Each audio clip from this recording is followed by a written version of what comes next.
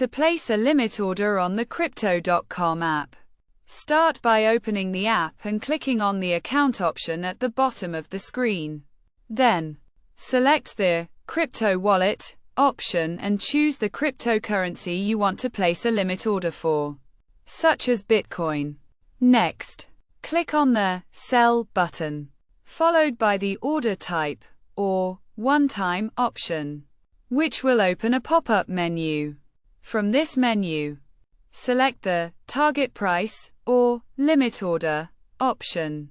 Enter the price at which you want to sell the cryptocurrency in the first input box, and the amount you want to sell in the second input box.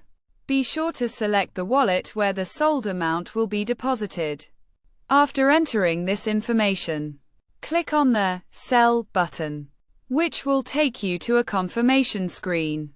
Review the order details and click the Confirm button. Finally, enter your verification code to complete the process, and your limit order will be placed.